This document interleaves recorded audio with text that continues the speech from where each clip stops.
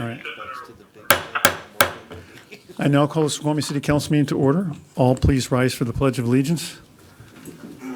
Councilor Ross, can you please lead us? I pledge allegiance to the flag of the United States of America and to the republic for which it stands, one nation, under God, indivisible, with liberty and justice for all. I'll ask Joan to please take the roll call. Councilmember Jeans. Councilmember Jeans. Councilmember Jeans, are you here? You're on mute. Councilmember Jeans, can you please take your mute button off?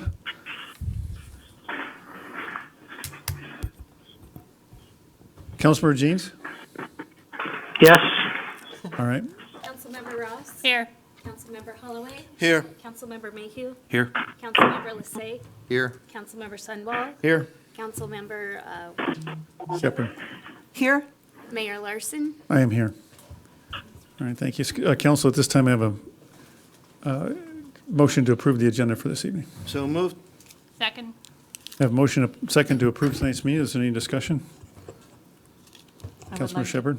Would like to take the warrants off of the consent agenda. Okay, the warrants will be removed from the consent agenda. Anything else, Council? Councilmember Sunwell? Just a point of clarification, since we can remove warrants separately, are you also wanting the warrants to pay staff removed as well? Correct. All right, anything else, Council? All right, with those changes, all those in favor? Aye. Aye. Aye. Opposed? No. All right, motion is carried. All right, with that, we move on to public hearings, presentations, proclamations, and appointments. At this time, the public hearing regarding a proposed ordinance authorizing a vehicle license fee of $40 is now open. There should be some sign-up sheets on the table over there. If one of the staff could please grab those. Thank you, Mark.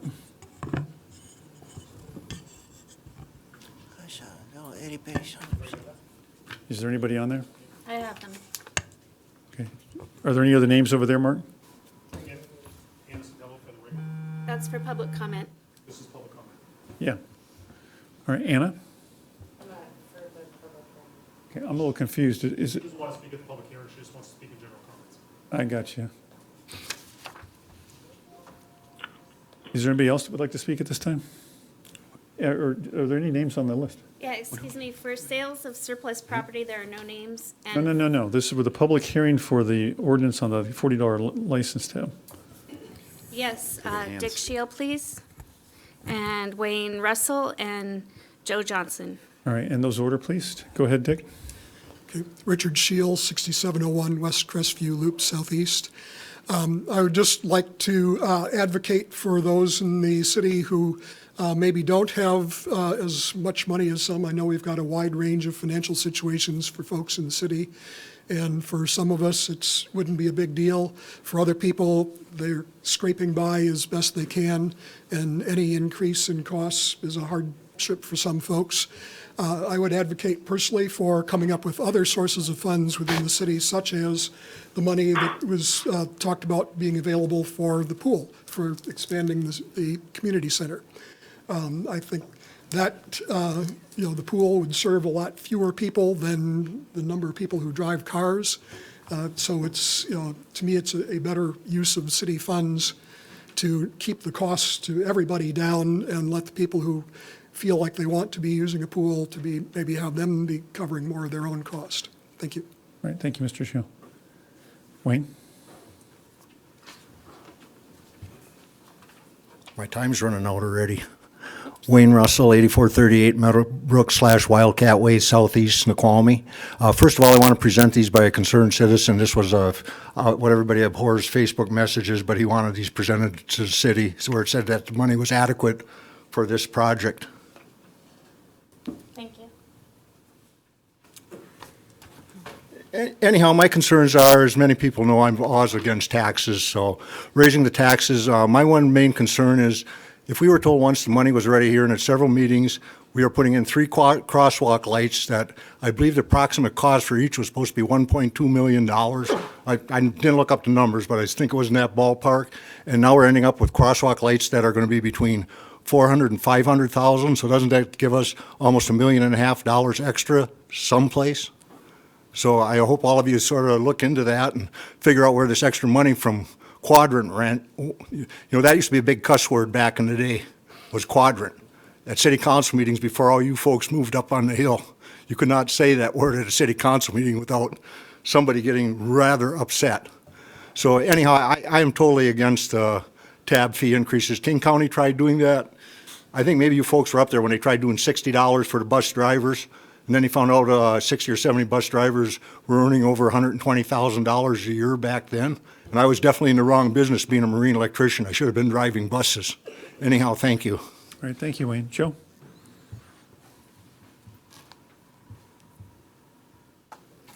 Joe Johnson, 34626 Southeast Jacobia Street. Good evening, Council. Prior to the new on-ramp revision, I would spend between 10 and 15 minutes waiting to get onto the freeway. Now it is usually about 5 minutes. The average amount of time I'm saving is roughly 10 minutes every morning. I recently calculated that by saving those 10 minutes every morning in my commute, I am also saving a cumulative 2.5 days over 2 years sitting in my car, waiting. I want to let that sink in. 2.5 days sitting in my car, waiting. With the new on-ramp, that's become 2.5 days that I get to spend with my wife and growing daughter at home.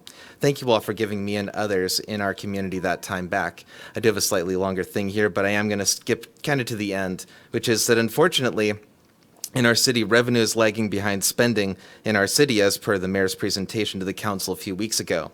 That is unsustainable in the long run as spending outpaces revenue. The council is entrusted to make tough choices, tough decisions on behalf of the citizens to rectify the situation. You need to find the balance between, on one hand, cutting spending and risk losing valuable community assets and services, and on the other, increasing revenue responsibly via fees and economic development. This fee is a responsible, measured way to pay the city's bills. I, as a tax-paying car owner, encourage you to vote in favor of this additional fee. Thank you, Joe. Thank you.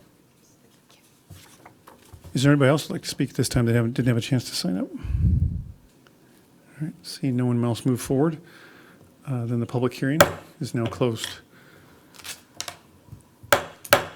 Public hearing regarding the sale of surplus property is now open.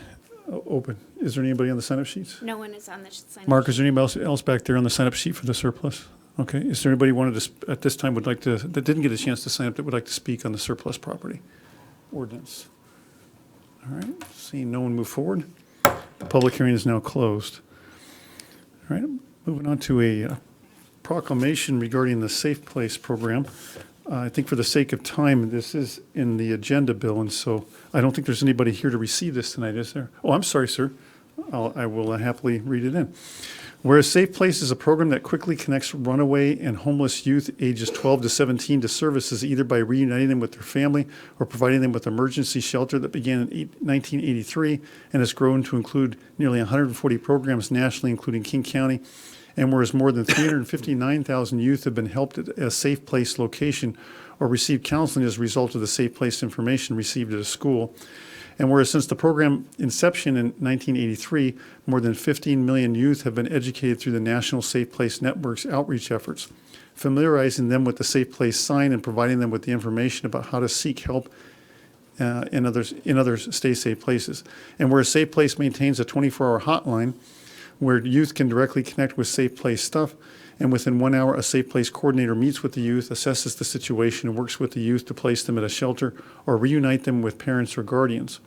And whereas Friends of Youth and Youth Care have run in partnership since 2012 to provide Safe Place services for our youth in crisis across King County, and whereas Metro buses, local businesses, and nonprofit organizations number among, including the city of Snoqualmie, number among over 2,100 places in King County that volunteer to serve as safe space locations where youth can go and request assistance, and where staff members are trained to respond to youth in need and immediately contact Safe Place.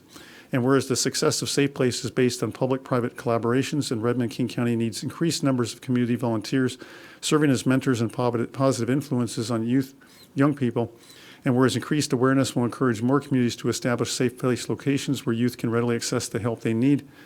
Now, therefore, National Safe Place Week will be celebrated across the nation during the week of March 15th through March 21st, 2020, in the city of Snoqualmie. Thank you for coming. Yeah. Do you want to say a few words or anything? Sure.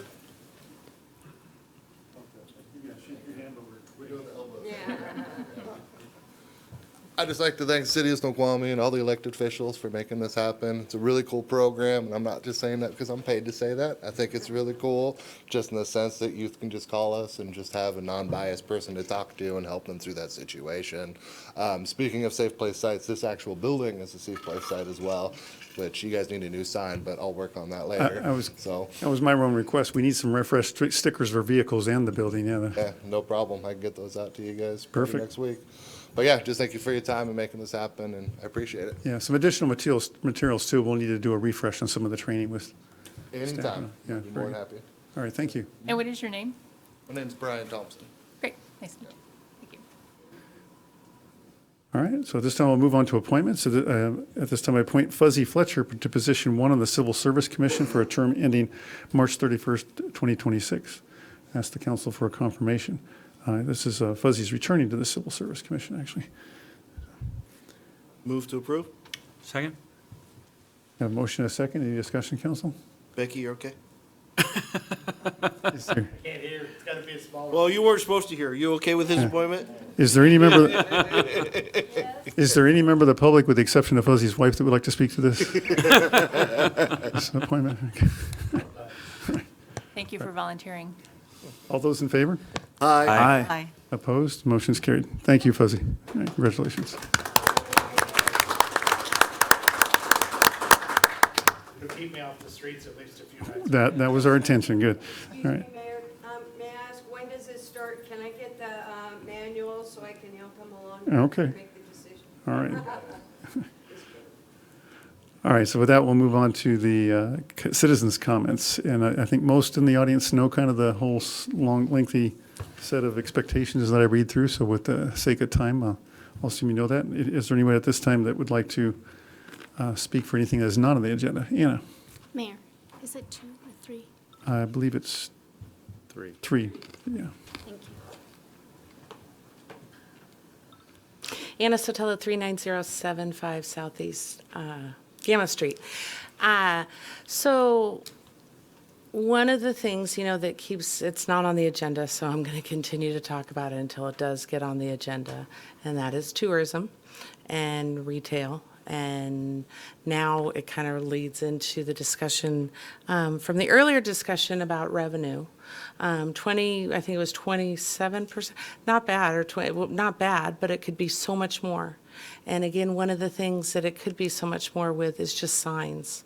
So for example, I've been talking about signs for a long time, and one of the things with the signs, I noticed just as you approach Center Boulevard, that the sign says Center Boulevard going both ways.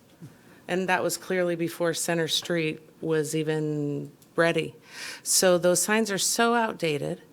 They're so wrong. And I kind of want to go back, I know Mayor Larson really is great at history lessons, but I'd kind of like to go back to a Ridge Merchant Center Boulevard lesson starting in 2008, and where we had these merchant meetings, and we were the ones that developed the whole name of the Ridge Merchant Place and how that came about. And it's so outdated now with what's actually there. And those signs are such a simple fix. And I guess where I'm coming at is that if generating sales other than property taxes is really, really on your goals and agenda like it came up on there, then what are you guys doing to make it happen? Because it's clearly not on this agenda that I'm able to speak about it at every council meeting, and that's concerning to me. The signs is such a simple fix. A couple years ago, when we were rediscussing doing an entryway or getting ridge signage, but this was right before the budgeting, and I said, to one of the council members, we need to wait until the budgeting, because it's going to, and this council member said to me, no, it needs to happen way sooner than that. That was 2 years ago. So I guess where I'm confused is it a priority? Listening to the joint meeting with the Planning Commission, and I was very, I really liked a lot of their questions, like why isn't there a historical committee? Why isn't all these oddities that I've been pointing out? But the biggest one I really want to reemphasize about is that for the Ridge merchants and what we said in 2008 would happen by rezoning for retail across the street in the business park has happened. And the CIA study that never got completed to help the Ridge merchants on what they're going to do never happened. So I guess I'm just trying to follow up from 3 years ago when all of this kind of came to a head, is what are you guys doing to help these merchants? Thank you. All right, thank you. And is there anyone else like to speak at this time? Wayne?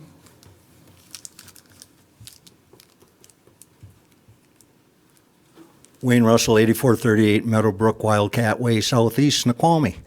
Anyhow, my first thing is the good, is since some people are starting to call me Wildcat now, but anyhow, I would like to congratulate the Mount Si boys basketball team for winning the 4A championship, and I hope the city recognizes them as we did the cheerleaders, because I haven't had to look it up again just to make sure that I wasn't misquoting, but congratulate the Mount Si boys. I really says a lot for our school, even though I'm not against the monster in the floodway. But anyhow, and then my other thing is some citizens that really don't like to speak out, and obviously it doesn't bother me, was the concerns about the Two Rivers relocation. And I've done a little research because there's two programs. There's the Two Rivers program and the Big Picture program, which the Big Picture program looks good, but it's like for students transitioning from a middle school to a high school, where the Two Rivers students are alternative students that have many issues, from drugs, sexual orientation, and other issues. And once you start putting these kids, I don't care if it's across the street from the main campus, they're going to start interacting. And I remember my days as a kid, both taunting people and being taunted. It works both ways, as I'm really afraid this interaction is going to cause problems. And I really hope for some reason the school district can keep it in North Bend. I'm planning on attending the school board meeting Thursday night just to see if I can get more information. I know they tabled some young lady that was going to speak up because she didn't want to see the school moved. So anyhow, I hope to give the students and the public a chance to really address the situation. Unlike something that happened when a certain school was built that we weren't notified across the street. So anyhow, that is my two concerns. And again, congratulations to the Mount Si boys team. I really think that's cool. I like to have something good to say, too. Thank you. Thank you, Wildcat Wayne. Anybody else? Fuzzy?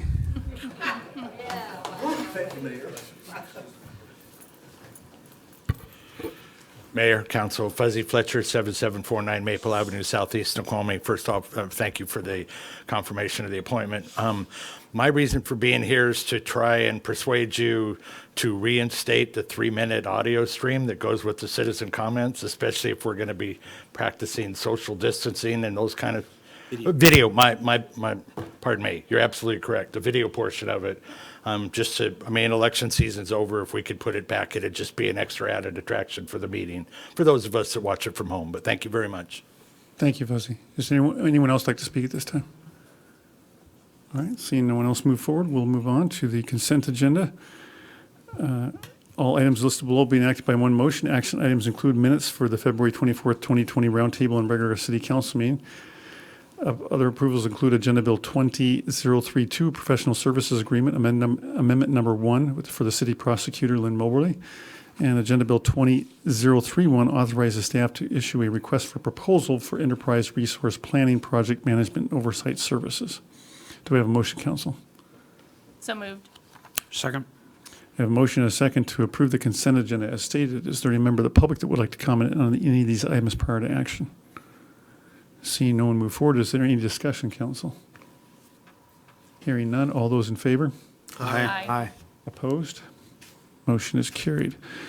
Moving on to ordinances, Finance and Administration Committee, Agenda Bill 20020, ordinance authorizing a vehicle license fee of $40, repealing resolution numbers 3 and 4 of the Snoqualmie Transportation Benefit District and providing for severability and effective dates. This was introduced on the 24th and is ready for action tonight, and therefore you only need to read the motion in. Move to adopt ordinance number 1223. authorizing a vehicle license fee of $40, repealing resolutions number 3 and 4 of the Snoqualmie Transportation Benefit District, and providing for severability and effective dates. Second. All right, I have a motion and a second as stated by Councilmember Mayhew. on ordinance 1223. Are there any members of the public, well, I'm sorry, I'm not going to, we already had a public hearing, so I'm not going to do a one-up. Any discussion, council? All right. Be it no further discussion. All those in favor? Aye. Opposed? No. All right. Bob Jeans, we hear your vote? I voted yes. All right, thank you. So that ordinance passes 6-1. Thank you. Moving on to Agenda Bill 20025, approve ordinance amending ordinances 1210, 1213, 1220, 1221, and 1222, adopting and amending the 2019-2020 biennial budget and providing for severability and effective date. And again, this was, the summary statement was read in, and it's ready for action tonight, so just a motion. Move to approve ordinance 1224. amending ordinances 1210, 1213, 1220, 1221, and 1222, adopting and amending the 2019-2020 biennial budget and providing for severability and an effective date. May I have a second? Second. I have a motion and a second to approve ordinance 1224 as stated by Councilmember Mayhew. Is there any member of the public that would like to comment on this item prior to action? Seeing no one move forward, council need discussion. Hearing none, all those in favor? Aye. Opposed? No. Okay. Bob, I didn't hear your vote, but I'm assuming that's in the affirmative if there was no nay. I voted aye. All right, thank you. All right, motion passes 6-1. Moving on to Agenda Bill 20029, ordinance amending Chapter 2.9 of the Snoqualmie Municipal Code, delegating authority to sign certain minor contracts and emergency contracts without prior city council approval, adopting a comprehensive purchasing, professional services, and public works contract matrix, and providing for severability and an effective date. This is for introduction, just for the introduction tonight, so if you just read the summary statement. Efficiency in government for City Council as a legislative body to amend the Snoqualmie Municipal Code provisions pertaining to purchasing and contracting, to delegate authority to city staff to sign certain minor contracts without prior City Council approval, to increase the dollar amount of other minor contracts that the mayor or city administrator may execute without prior City Council approval, and to adopt a comprehensive matrix specifying the dollar amounts, the applicable competitive process, if any, and applicable signature approval authority for purchasing, professional services, and public works contracts, including any contracts awarded via use of the Small Works roster, and to adopt updated vendor purchasing list and Small Works roster procedures. Okay, again, this is for introduction only tonight. However, are there any members of the public that would like to comment on this item prior to possible future action? Richard. 2 minutes. Richard Seal, 6701 West Crestview Loop, Southeast. It's been a while since I've looked at this one, so I can't say I've looked at it freshly for tonight. I just would like to encourage in the 2 weeks till this is going to be actually voted on, to see if all of the changes of like liberalizing, say, the contract limit amounts, purchasing authorization levels, things like that, if all of those have good, solid supporting reasons beyond just it'll make life easier. Hopefully, the amounts are kind of in line with maybe what other similar size cities do and have found fruitful, or maybe it's because if you look back at the last time they were increased or when it was last set, what's been inflation since then or something. We shouldn't only do it just because it makes life easier, makes it easier to spend money, basically. If it's only for that reason, then we should keep it where it is. If there are good, solid, demonstrable reasons for increasing the numbers, then I think that's great. Thank you, Richard. Is there anybody else who'd like to speak to this item? All right, seeing no more members of the public, council, any discussion? Councilmember Mayhew. So council, just a few items to summarize for you from the F&A Council or committee's work on this. So historically, the council has approved spending using primarily two processes. The first is that compensation costs were approved via authorizing headcounts, the salary schedule, and union contracts. And other costs were individually approved each individual contract or expenditure that was greater than $10,000 was approved by the council. That's in the past. During this biennium, during the budgeting process, we revised the appropriation process to approve budgets for each department and establish a comprehensive 6-year CIP along with individual capital fund budgets. That's in contrast to the past where we would appropriate the full amount of expected fund balance. So these were actually appropriated budgets for those departments and for those capital funds. However, council continues to approve individual contracts and expenditures greater than $10,000. So F&A has been working with the administration on a revised purchasing threshold policy. This has been in the works for about a year, maybe a little bit longer. So working to have a revised purchasing threshold policy that would reduce the number of relatively smaller contracts and expenditures requiring council approval. The relatively smaller expenditures would therefore be limited by the departmental and capital budgets that are approved by council during the appropriation process, and council would still approve relatively larger contracts and expenditures, those over the thresholds in this proposal. So approval of relatively smaller contracts and budgets will be required to comply with a process requiring 2 administration individuals pre-approve each item as enumerated in the matrix that's in the ordinance. The F&A discussions over the past year have primarily focused on a few things, including the various approval threshold levels, and some of those were moved as a result of discussion with administration at F&A Council committee. The proposed ordinance is a compromise where the levels are generally lower than some might advocate for. Some might advocate for higher authority, spending authority in some of these categories, and did, for higher thresholds for some of these categories. But the level that's proposed here is a meaningful change from the current $10,000 level.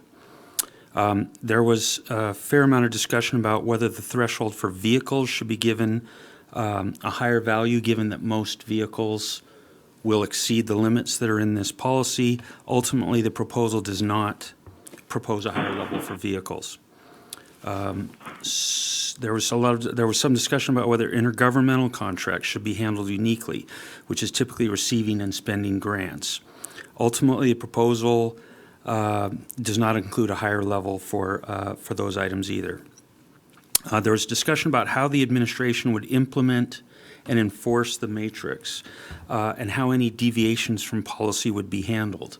If you have any questions about that, city administrators are prepared to speak to you about that tonight.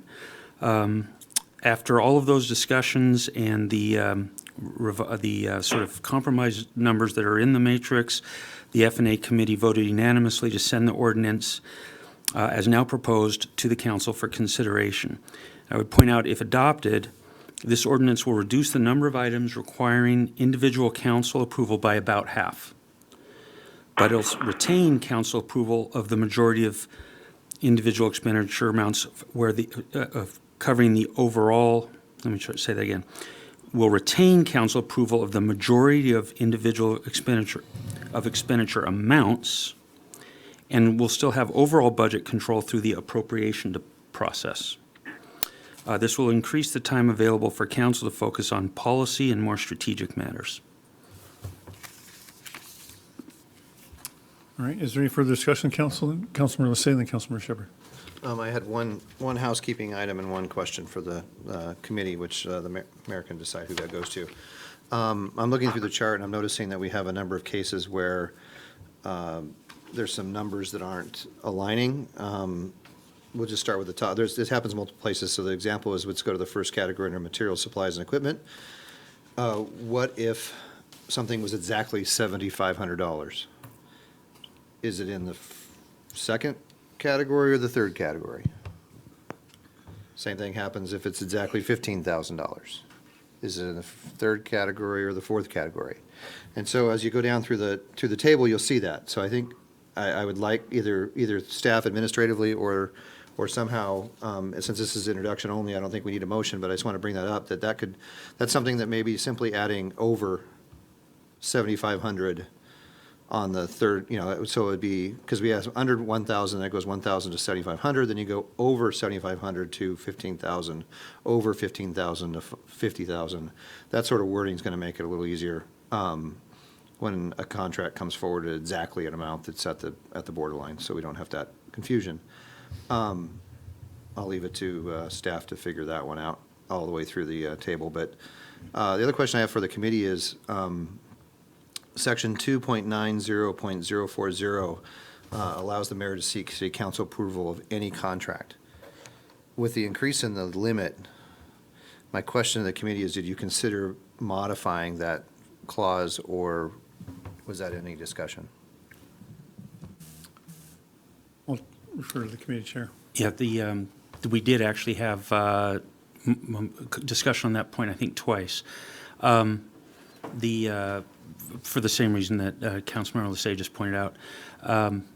The notion that goes behind this is that sometimes there are certain things that are fairly routine that the mayor will look at and say, and believe that this is completely typical kind of expenditure, normal, routine with past expenditures of that type, and therefore expected. Sometimes there are expenditures that, while they may be within the limit, the mayor may, or administration may look at and assess as being a little bit different, somehow out of the norm, and they might feel like, you know what, we should make sure that the council is aware of this and is, yes, I have the authority as the mayor or within administration to do this, but we think it would be better to just go to the council. So this just explicitly gives them the ability to do that, so that you kind of make sure we're all on the same page when anything's a change from past practice. Yeah, we concur with that. I think an example I can think of is like the solar panels on the roof. It might have been within, but it's an unusual project that isn't part of normal city business. And for a multitude of reasons, it might be because I think it's a good thing the council might want to put their name on or action on, as well as support, or just make sure the council supports it if it's kind of outside of the typical city business. Councilor, and Councilmember Shepherd, if I could, I'd just toss it to the staff or someone to address we struggle sometimes with the 10,000 language, even on that, to have something, $9,999.99, or is there anyone that wants to speak to that, or Robert, or could we just do a quick tweak on some of the language there, or what's? It'd be very simple to just add over the amount, as Councilmember Lissay suggested. Yeah. We typically don't make changes in between first and second reading unless directed by council, but if there's consensus, we're happy to make that change and bring it back. I think it's a good recommendation. We could, if there's no objection from the committee members or the council as a whole, we'll go ahead and incorporate some minor edits there. Okay, Councilmember Shepherd? So I have some concerns as far as the controls that we've not really had in place consistently. And I'm a little concerned about, for instance, we had a number of refunds that were from deposits made quite a while ago, and we didn't have one cogent listing of all of the contracts that we have. And one thing that I've really wanted us to make a priority, but it doesn't seem to be on anyone's radar, is having a purchase order reconciliation system where we identify a purchase order number when we are doing buying, and that we know how much we've committed the city to as far as spending, as far as actually engaging with an outside party. So I won't be voting for this because I feel that that is a higher priority than this is, as far as making it easier for us to spend money. I'd like to see more rigor as far as our controls. I'd just like to comment, if council would allow me to. I've made this comment to the F&A committee a few times now. We are in complete agreement of going to a purchase order system. We contacted our current vendor. They are not able to implement that system. So unfortunately, this has been past practice in the city that this system was never deployed. It is not technically possible under our current system according to our vendor. That's one of the reasons that we brought the ERP, or the RFP for the ERP, the Enterprise Resource Management System, to the council to replace that system. One of the key requirements of that system is a purchase order system, and make sure that's deployed. And at the same time, I did email a couple drafts to council as far as responses to the audit letter. Part of that for us is, and again, it was a clean audit, so I want to emphasize that. As far as the contracts, we actually deployed an internal contracting policy that all city staff are adhering to, effective January 15th. So that's been in place over a month and a half now. We're proud of that. And going forward, we also have a draft purchasing policy that we shared with FNA committee that we're going to enact on the heels of the outcome of this agenda item as well. So we're definitely, putting controls into place and working on that. Councilmember Ross and then Councilmember Mayhew. So we had held this up for at least one of the meetings until we saw the new procedure that they've created for this process. And so there's purchasing policy guidelines that includes a procedure that each one of you should have received by email probably last week. And also there's a routing sheet that will go with each and every transaction that is made that requires all the different sign-offs. And so I think the final sign-off is our finance director, Hamoud. So I am fine. I think it's time that we give a little more spending authority to our mayor and to our directors. I mean, $10,000, you can't run a business with $10,000. So they need to have a higher spending authority. And once we have the ERP system in, I would even like to see it higher. At one point, we were looking at higher levels. And I would like to see it at a higher level, but let's try this out until our system's put in. Councilmember Mayhew and then Councilmember Shepherd. Yeah, I just want to mention that administration's been discussing at FNA committee now a number of times over many months. I want to say at least a year, but certainly several times over the last 6 months. The importance, the need to get a new ERP system, and they're moving forward with that. And I'll remind us all that we did budget money for that in the budget. We've appropriated money for that, so the money's there. They're going through the process now. But I'll just mention that implementing a full purchasing system with purchase orders, even with a system, will require additional staffing. So there is, moving to a full system like that, we should anticipate that they're going to come back and talk to us about what the staffing implications and the staffing needs are from that. Now, doing it with a modern ERP system will keep that need much less than it otherwise would be, but that's just something we should keep in the back of our mind. But I think to the council member's question, I think the administration supporting that. We as a council seem to be supporting that and have budgeted for it. So I encourage us to keep moving forward on it. Councilmember Shepherd. So in the interim, because ERP is on the horizon, I don't know, several years out possibly, we can assign numbers, a purchase order number, to an acquisition, and it can be referenced on an invoice. And then we can tie the invoice to what the order was, so that there's a way of tying back without having to try to match it up with a name that might be changing. Or, there could be a number of other items. So I think that just identifying a purchase order number would go a long way as far as having more traceability as far as what's going on with the money that we're spending. As I mentioned, that's not something I disagree with at all. But at the same time, our system is not capable of that. So we would have to create a side system or a second system at the same time as creating an ERP. We would rather move to the goal of, hopefully it's not going to be as easy as flipping a switch, but at least transitioning to a new software.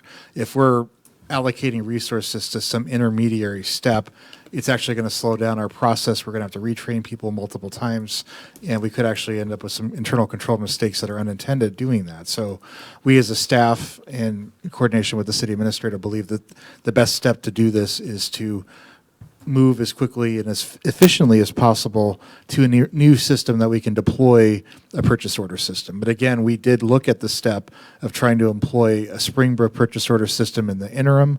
It did not work. Springbrook has gone through yet another acquisition, and that was one of the problems is they cannot provide the level of service to even deploy the purchase order system that the city, I believe, purchased 10 years ago, over 10 years ago now. So that was one of the reasons we went to RFP is their lack of capability, unfortunately. I just want to add, I'm always been very impressed with the amount of time that the council members are willing to put into budgets and all the details that comes before you. And I've seen, I appreciate the comments made about making the work easier isn't a great justification just to sort of lighten a bunch of agenda bills. But I think it's worth reiterating what Councilmember Mayhew pointed out, and that is when this body only meets twice a month for a total of 4 to 6 hours, you have a very limited banker capacity of time to attend to these things. And what is frustrating for, I know, not only the administration, but also profoundly frustrating for the council is when you can't get to those strategic and higher level conversations to address the bigger stuff, which is really the work of the council, and because it's often drawn into doing a lot of auditing in the county and looking at all the details of minor projects. And so I think this would be very helpful for the council in doing its work as well. Any other conversation at this time, council? Again, you'll have an opportunity for further conversation, as will the public, when this comes back in a couple weeks. All right, so with that, we'll move on.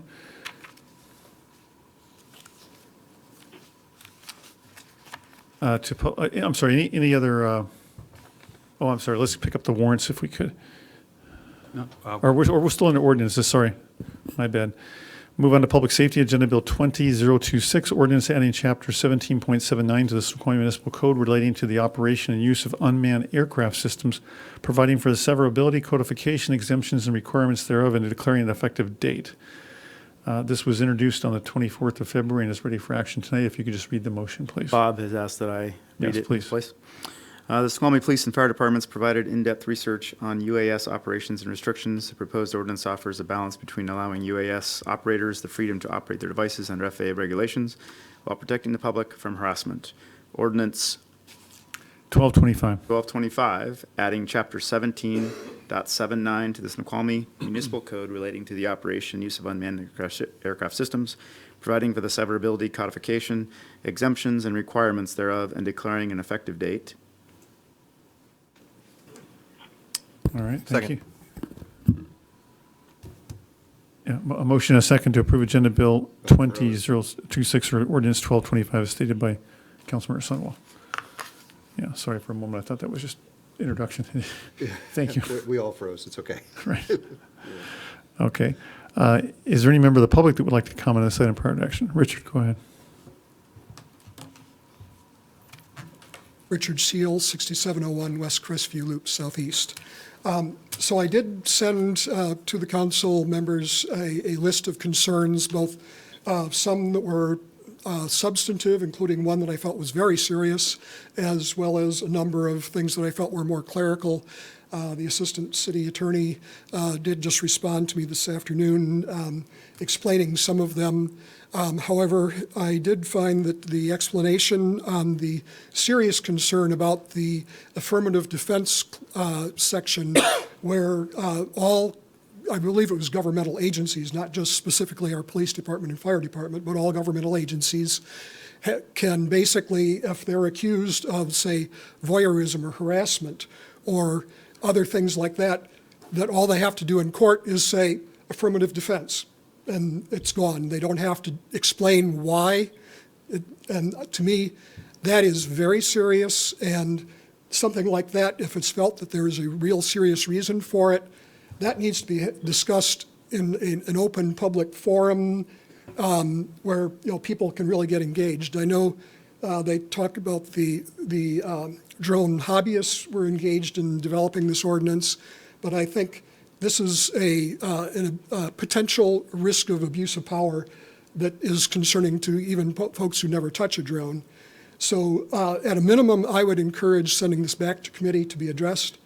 There are a number of other more minor items that I had raised. There's not time during this period to bring that up, but I will point out that there are numerous things in there that I think need to be addressed, and there are several that the Assistant City Attorney suggested the council may want to consider changing even tonight if they do approve the ordinance.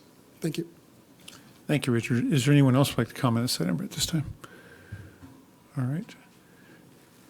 Council, any discussion? Councilmember Shepherd. This is Councilmember Jeans. May I be heard? Is that okay? He's the Right. chair. Yes, Councilmember Jeans, please, as the chair of the committee, go ahead. The questions that Dick raised were answered by the city attorney's office, and I'm not quite sure who is there, but if Bob or Anna are there, I would like either one of them to address the matters raised regarding Dick's concerns. All right, I think the more serious ones about how officers Sure, perhaps could. regarding the affirmative defense. Right. First of all, some of the actions that Mr.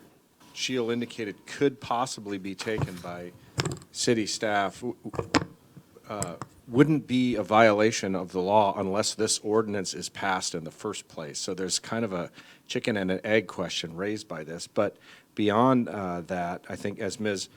Ostrekin pointed out in her email to him, first of all, whatever police or other official city use is made of the drone has to comply with otherwise applicable law. So to the extent that a warrant would be needed for surveillance or other requirements have to be complied with, police or other staff using these would comply with those laws as a matter of course, would need to for non-drone use and activities as well as drone use. Second of all, what the draft ordinance refers to as the act of engaging the activities as part of their regular work duties. So if they are, they're following a suspect in flight or they are investigating a crime, that is an affirmative defense to some of the things that are talked about where using a drone to follow someone generically might otherwise be a violation. It's not going to be if the police are following a suspect in flight, if the suspect is armed and poses a danger to the public.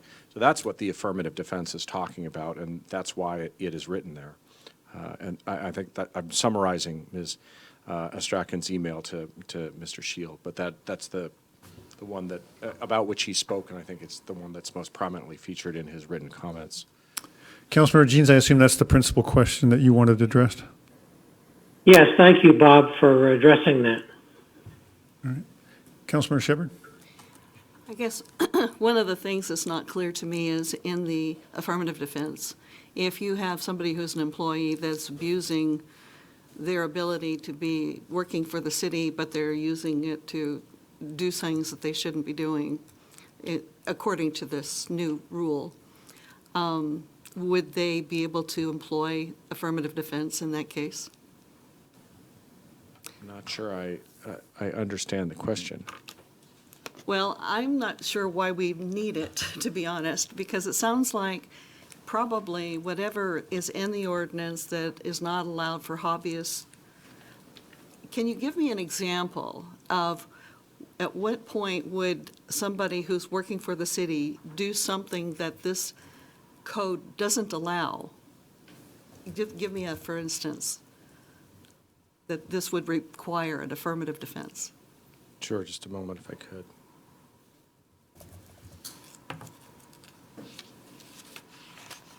I want to put the actual text of the ordinance in front of me here.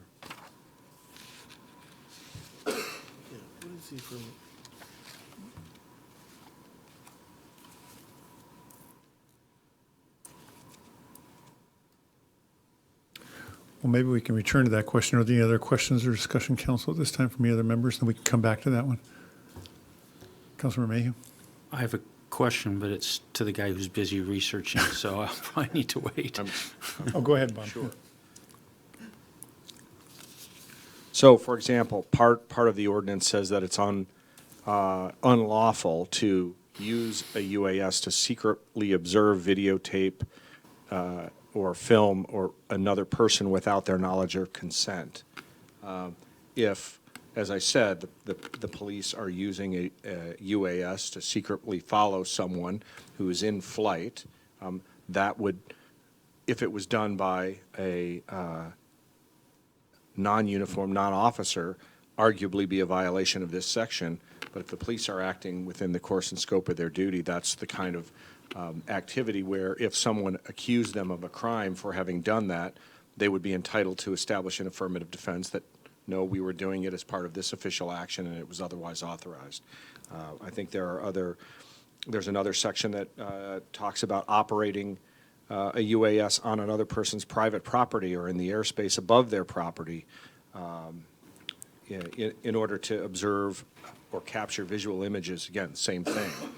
So there are any number of hypotheticals here where it could be lawfully used by generally law enforcement for purposes that would, when used by law enforcement, should be lawful, but wouldn't be, or you wouldn't want them to be lawful if they're engaged by a private person, and that's the reason for the affirmative defense.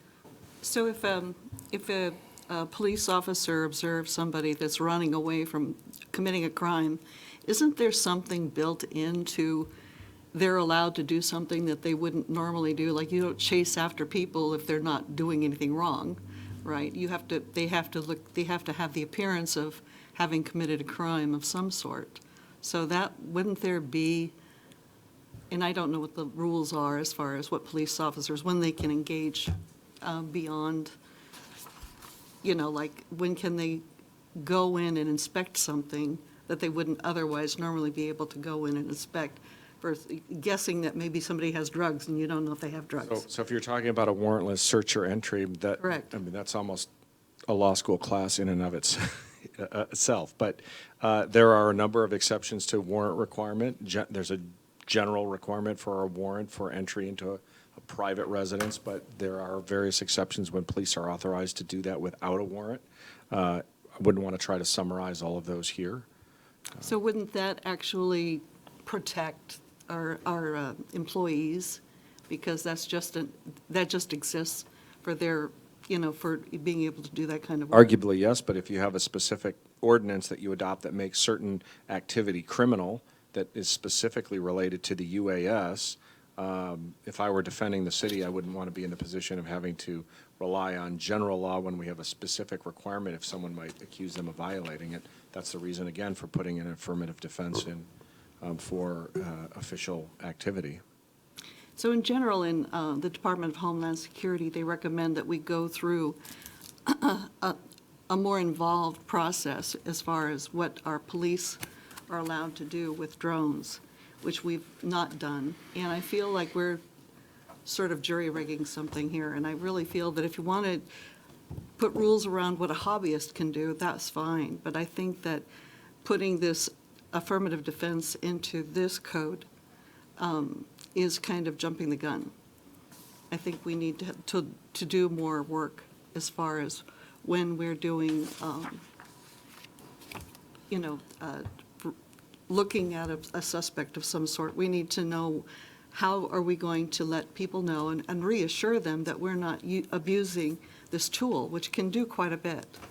I think we need to look at this a little more closely than what we're trying to. I feel like we're just trying to work something into this thing that was really originally intended to be set up for hobbyists, not, going beyond what's reasonable playtime with their toys and offend other people. And I think this affirmative defense portion of the code should not be in there. Councilmember Holloway and Councilmember Mayhew. So I guess I'm partially confused by the whole conversation. Affirmative defense applies for a drone or a camera on a 10-foot pole. And this does not authorize the police department to do anything other than they are already doing as course of their business. It just says, if you have the proper warrant, you are exempt from these penalties, which is appropriate. I'm reading the ordinance right here in front of me, so, and this is not a I'm debate sorry, Richard. time. Yeah, sorry, if you could, So I'm partially confused by the conversation. This merely says if they're doing it as part of their business and they have gone through the warrant activity to justify it, they are exempt from having penalties imposed to them by this warrant, by this ordinance, which seems reasonable. Councilmember Mayhew. I was going to, my question is for the city attorney. If I'm understanding this correctly, this affirmative defense would be available to those who are doing whatever they're doing in the ordinary course of their employment.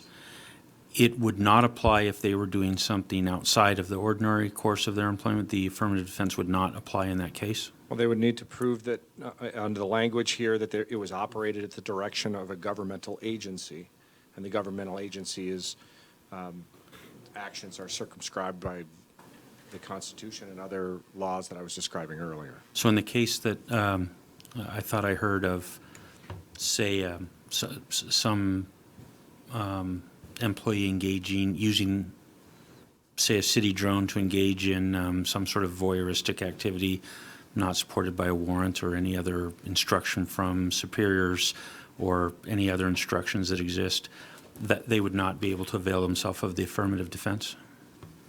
I suppose they might try. Try. They would have to establish that, the affirmative defense to the satisfaction of the court reviewing any potential charge. So what I'm driving at here is I'm just trying to make sure I understand why the city's not concerned about this affirmative defense, and it's because the city or you believe, or hopefully I'm not putting words in your mouth, but you believe that it would not apply to someone who is not engaging in their work activity.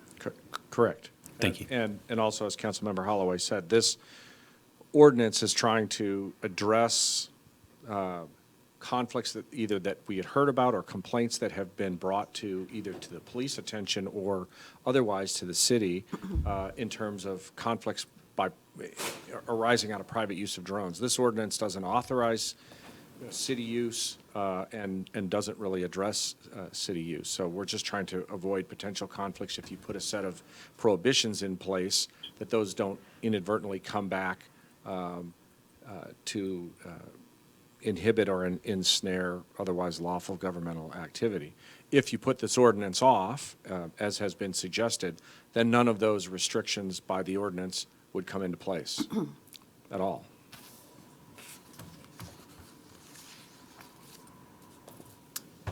Okay. If there's no further discussion, council, all those in favor? Aye. Opposed? Aye. Opposed? No. All right. Ordinance passes 6-1. Thank you. Moving on to reports. Mayor's report is written here. Are there any questions regarding that?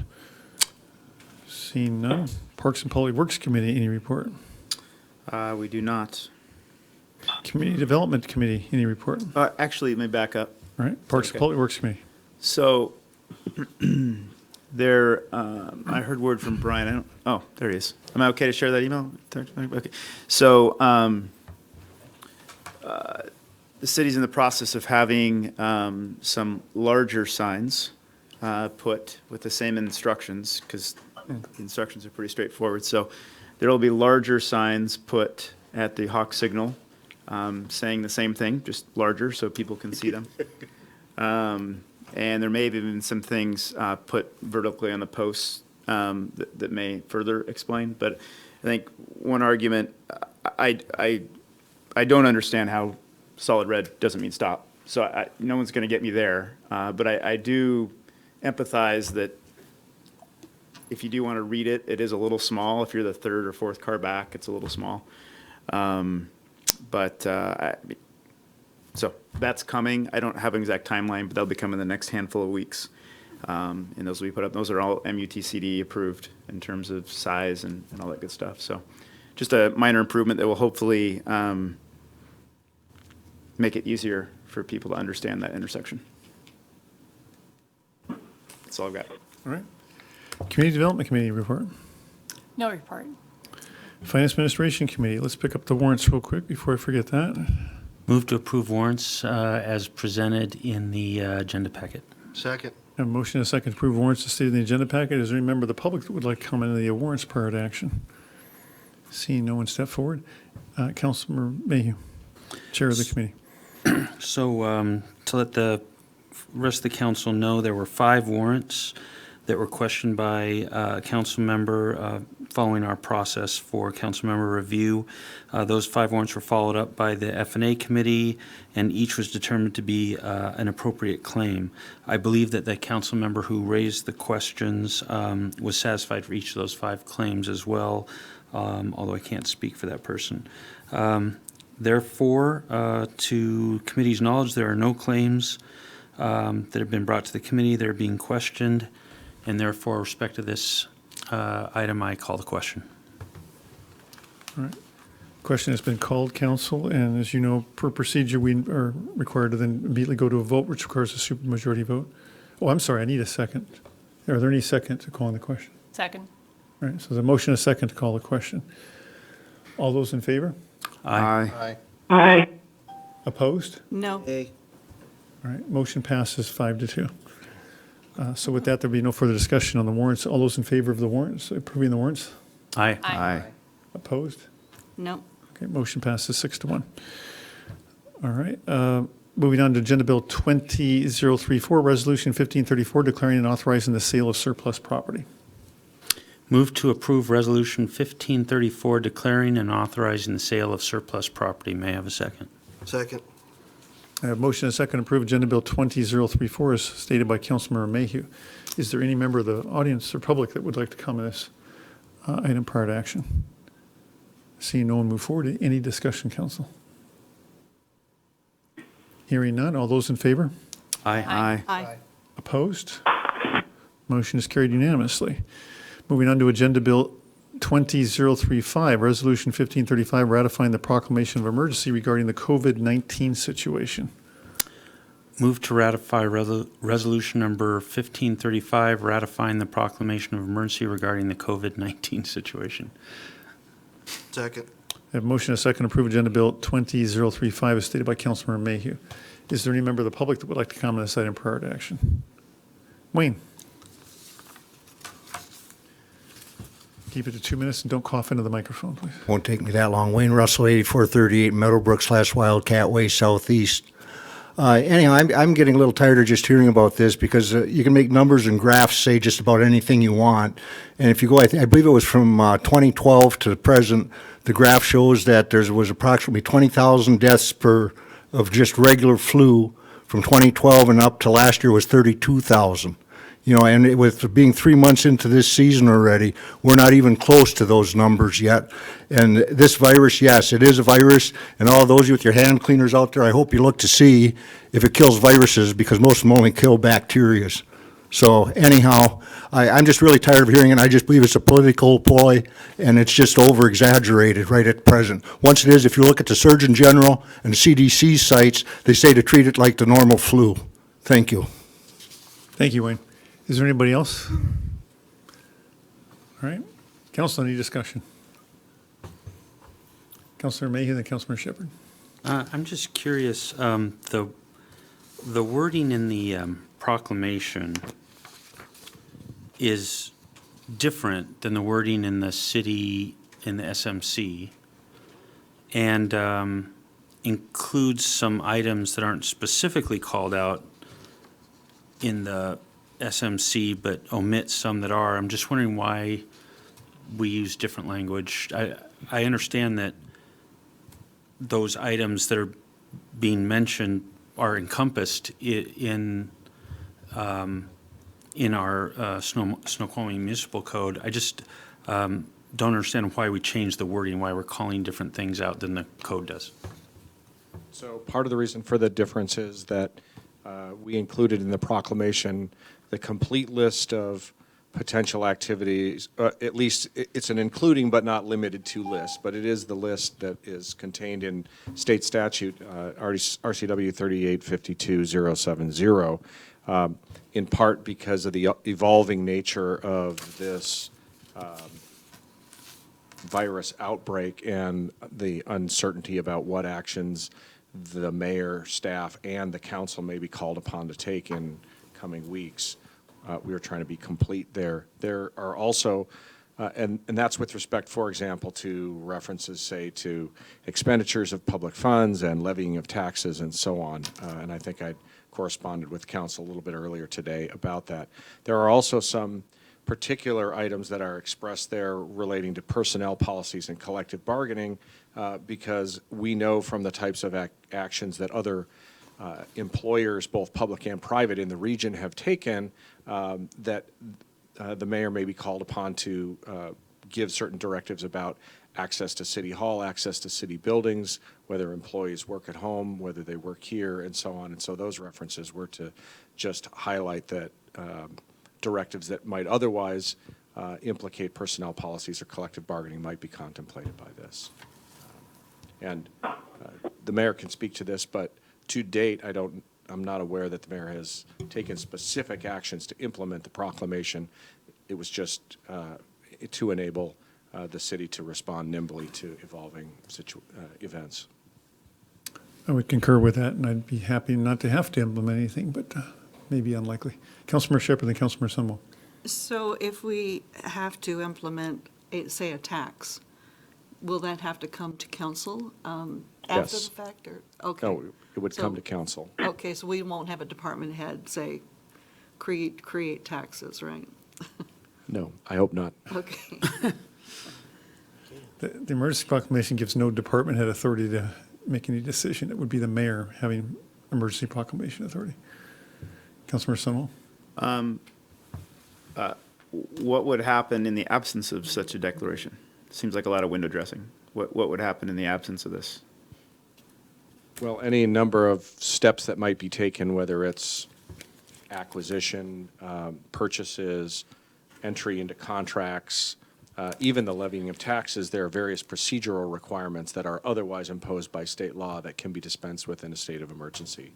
And that's what the statute and our code make clear, that these actions can be taken without the formalities and procedures that would otherwise apply, with the exception of mandatory constitutional requirements. But- So it's to enable speedier action. Right, but the mayor could issue which he already has, a state of emergency.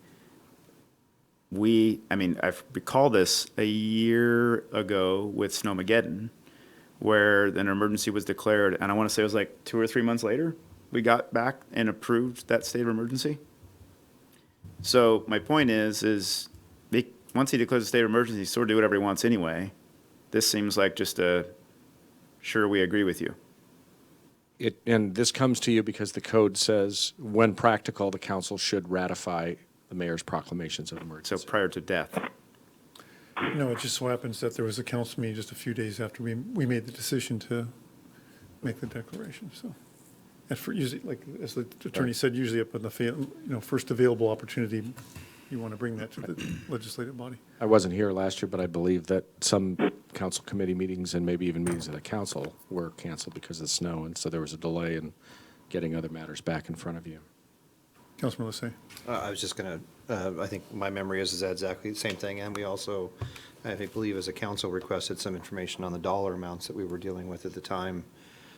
So that was the reason why that resolution was postponed. But I want, my question really is around access to federal funds. Do we need to declare, to ratify the proclamation of emergency to receive federal funds, should there be a situation, or is that something that's, walk me through it, I guess. Maybe that'd be a good thing. Sure.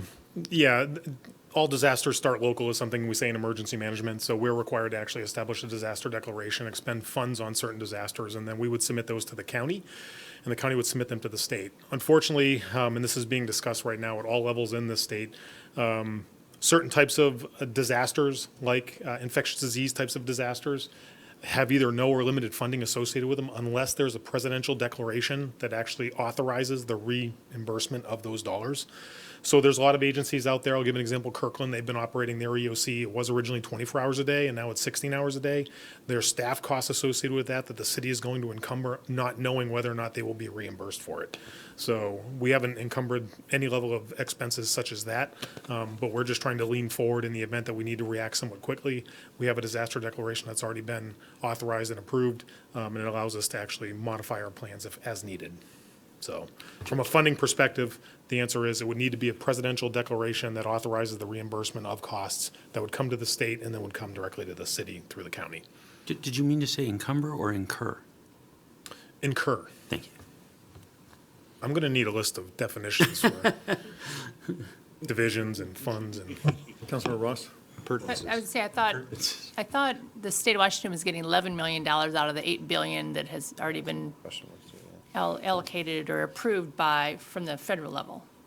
That is correct. There's money that's coming in, and then there was also money that came from the rainy day fund for those. But as I understand it, is for them to react to this disaster, not necessarily to reimburse local agencies. So, but that's certainly a question that I can find out for. Yeah, the last information that we got from FEMA was a fact sheet on it. I can forward it to you that talks about what is reimbursable and what's not, and what needs to happen for that to occur. Just getting back to my original question then, do we, to receive federal funds, to go through that process, obviously there needs to be a presidential declaration.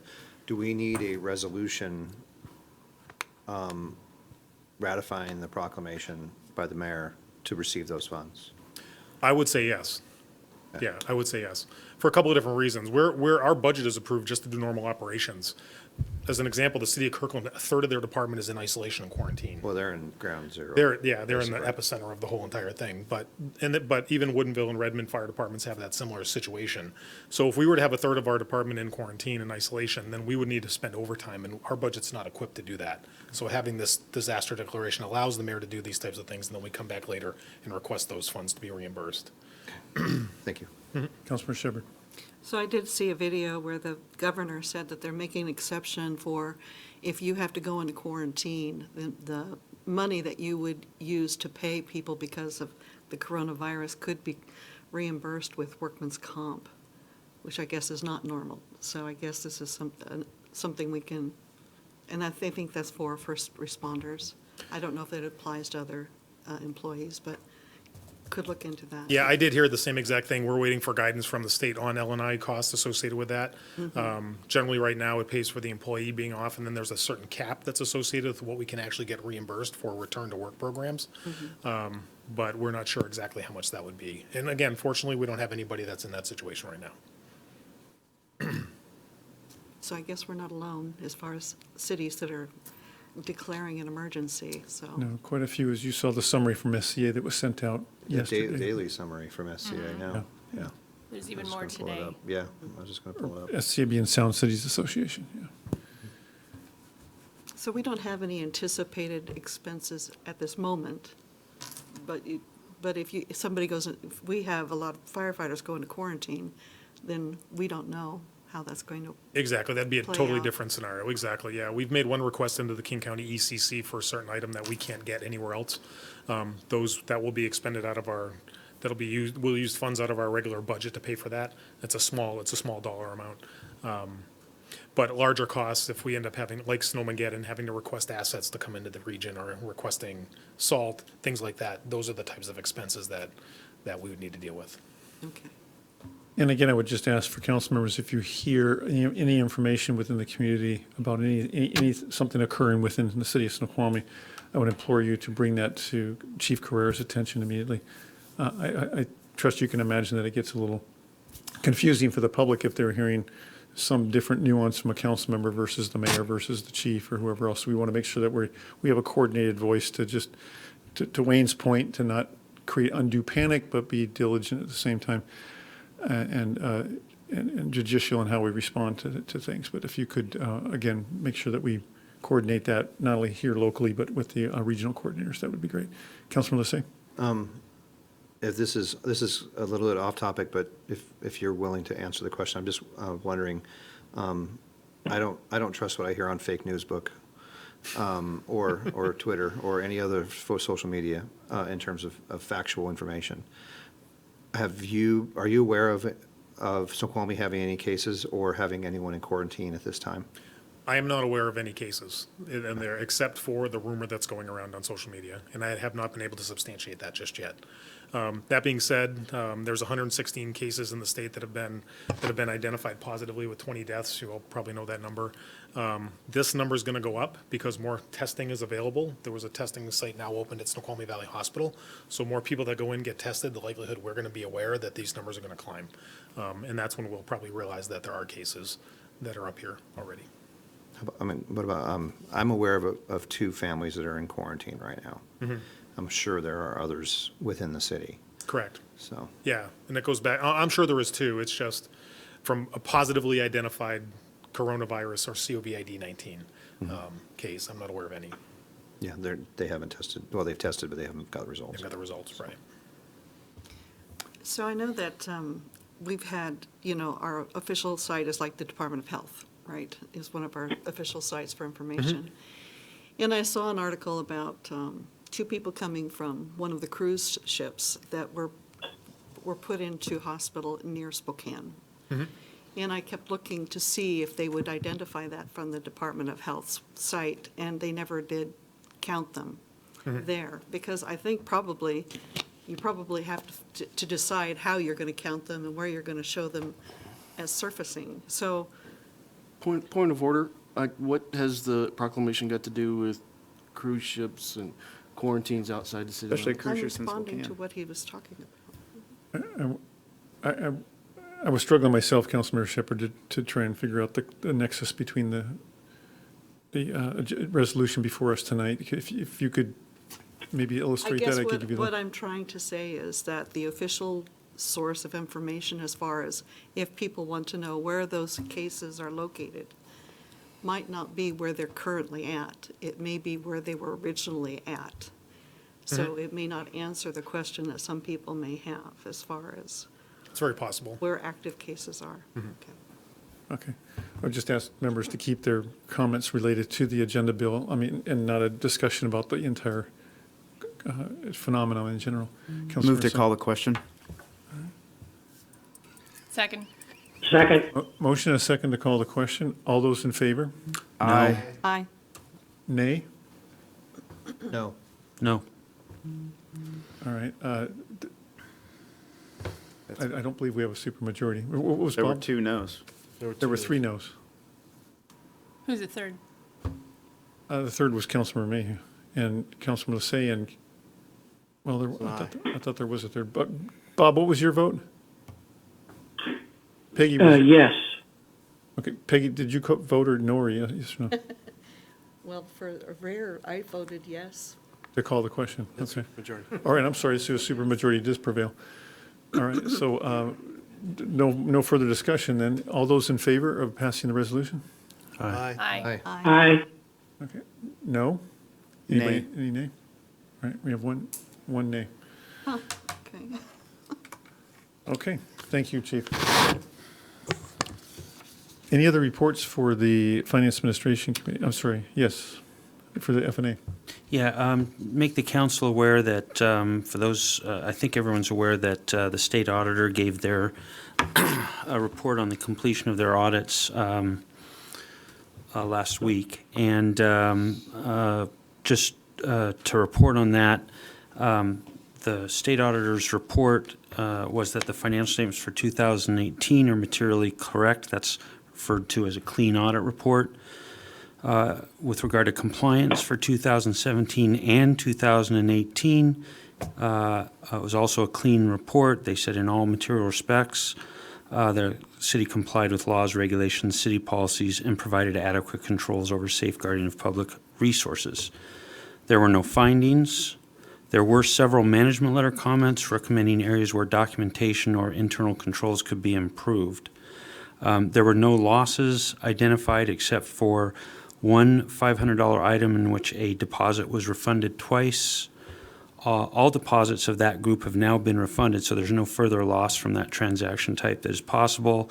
My understanding is that management is looking at whether this item can be recovered. There was also identified an underbilling of rents due to the city, and those amounts have now been billed. The Finance and Administration Committee has asked for the administration to respond and give responses to each of the management letter recommendations, and anticipates having a report outlining those available to the full council at the next meeting or soon thereafter. Thank you, Councilmember Mayhew. Anything else for F&A? No further report. All right, thank you. With any report for the Public Safety Committee? Well, Councilmember- because it's public safety, and a week or so ago on Saturday, there was our fourth and final town hall meeting on the theme of public safety. It was an incredible event. I'm sorry it was fairly lightly attended, but if you could see the picture, if you could see the looks on the kids who got to climb around things and talk to cops and talk to firemen, it was a beautiful event. So thank you, Chief Carrera. Thank you, Chief Phipps, and especially all of your employees and your volunteers who were great ambassadors for the city. Well said. Thank you, Councilmember Jeans. Yeah, I thought the chiefs, those departments did a great job putting together a great presentation for each departments for the public to come see. And Mayor, which department brought the donuts? Was that the police or the fire? No, the police eat the donuts. They don't bring them. Right. Oh. Point of order, if I may. There were pastries. There actually were no donuts. Oh, okay. Good point. For the record. All right. Thank you, Councilmember Jeans. With that, we'll move on to Committee of the Whole. And we were off by about 7 minutes on our estimate of having we thought maybe 40 minutes, but we have about 34 minutes left to come back to the revenue conversation that Robert had. So, Robert, you're up again. If we could get that presentation pulled up, gentlemen.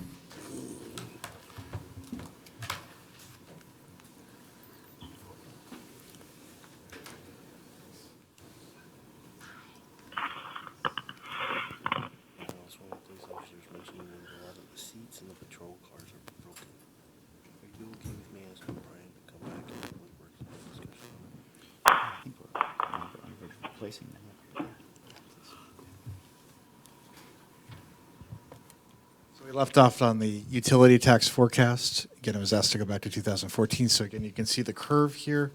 Started out at 2.2 million in 2014, 3.7 million in 2026. So the questions are, what were the drivers going up here? And pretty much, again, you're going to see on the next slide what the breakdown is. This is all utilities. So again, what makes up utility tax? It's a tax on the combined utilities of the city. It's a tax on the solid waste services you see. It's a tax on your cell phone bills, your regular telephone bills, your cable bills, and your natural gas bill and electric bill. And so what you're seeing is a general growth. And again, you're going to hit a plateau in certain areas. When the growth of the build-out happened, you can see where it kind of peaks. But then again, the rate increases kind of take it up again. I'm going to show you the trends in each individual category. You're going to see some different lines. But pretty much the theme you're going to see and hear from me on the utility tax increases is, again, the increase, the growth in this revenue, just the growth, not the base. The growth is pretty much tied entirely to the combined utilities increases. You're going to see this on the next slide. I'm going to show this in more detail. So again, we're still anticipating utility rate increases. Again, it's a separate issue on the utility CIP that we're going to come back later in this council work plan in a few sessions to talk about.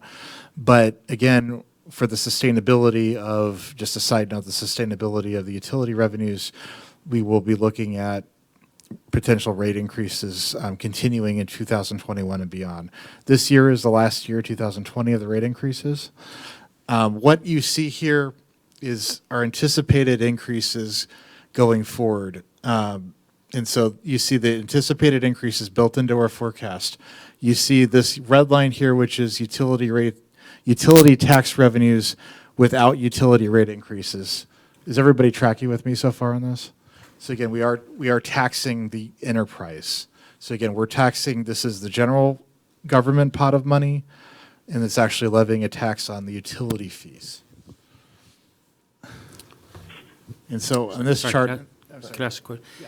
You know, one thing I think might be helpful is these amounts are, as compared to the previous slides, very small amounts. But they appear large because you've changed the scale on the left side.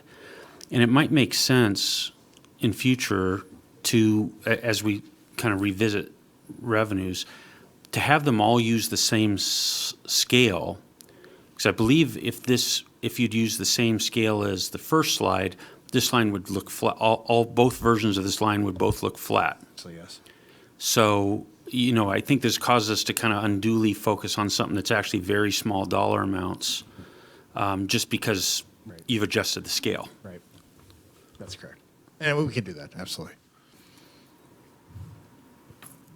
Yeah, I just wanted to add real quick that what's unusual about the assumption here, it's not quite consistent with the 1% one, for example. I mean, part of the, Robert and I kind of debated this. It's like, well, we can't assume that the council is going to approve 1%, so let's not put it, just put the base, and then we can have that discussion later about assumptions there. The same thing here is perhaps the base that you see at the first slide when it showed the combined revenue projections should not include this assumption that you're going to do some incremental yearly increases beyond 2020. This council hasn't taken any action on those yet. Prior councils did, you know, in 3-year increments, and that's running out now. And so now you're going to have to pick that up and look at what do you want to do to the subsequent years beyond 2020. But I think when we come back to running those scenarios, it might be worth looking at a few scenarios where you take that number out and sort of flatline it along with everything else.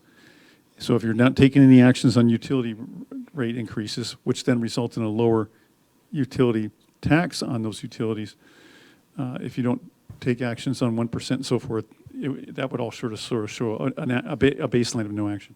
Councilmember Sunwall. No, I figured out. I got one quick question. Can you explain the revenue change from 2018 to 2020? Why? I can. Why we had a little trough? Yeah, what's interesting is, so with some of the utilities, it's based on demand, right? So if you have any changes in the weather, you have a hot summer, a warm summer, you have natural gas is on market rates, if it drops in price, if you could see that it correlates here with this drop here with electricity and natural gas, and some of that was usage going down. Again, I think a lot of that had to do with kind of the no summer last year, where demand for electricity is less air conditioning running, less fans running than there was the previous summer. A lot of that is cyclical. And same thing with water, just like when you think of water usage, it's the same thing. There's demand changes based on the seasons. So we see the same thing. You have a cold winter, you're going to see this spike up more than our estimates. Could it have related to less construction and need for temp power or alternate power, where I assume the construction companies are taxed just the same as a homeowner? Yeah, that's a possibility too. Because that's about the time at which that we really saw the slowing of construction. Right, and we're going to be monitoring that electricity because, again, we have one gigantic building within the city limits that we didn't have before meeting the school. So we'll see what the long lasting is. But again, it's really hard when you go back because, again, this is a different city than even in 2014. So again, we have a different makeup. So some of this is a guessing game, of course. This is our best as we track it now. We're going to have kind of a better idea as, you know, the one not having that additional construction, we're going to see a lot of these lines. We're going to see what the new normal is. This is, at this point, our best assumptions. But you can see where the growth... But that is an excellent point, Councilman. Let's say a developer might hook into a fire hydrant for a while to get water for a truck or into electrical for a temporary electrical box. So all those things are usage that's driving additional tax revenues, and when that activity goes At a away. much higher level than a normal business would operate at, yeah. So you can see here... Do we have control over the rate of these taxes? Yes. So just as an example, not suggesting we should do this necessarily. So as we see cable and telephone continue to, I don't know if plummet's the word, but as we continue to see those drop, it's not going to go up. Right. We see people using like YouTube TV, which currently is not taxed, versus, you know, a Comcast or a CenturyLink, which is taxed. If we felt like we needed to make up that revenue, we could impose a stronger tax on the smaller amount to sort of keep that flat, right? Okay. Yes, some of these have limitations, and some of them do not, but that's something we can look at. Now, Limitations in that they require road approval, or that we... the rate. there's ceilings on some of these, but not all of them. I believe, and stop me if I'm, Bob's not here.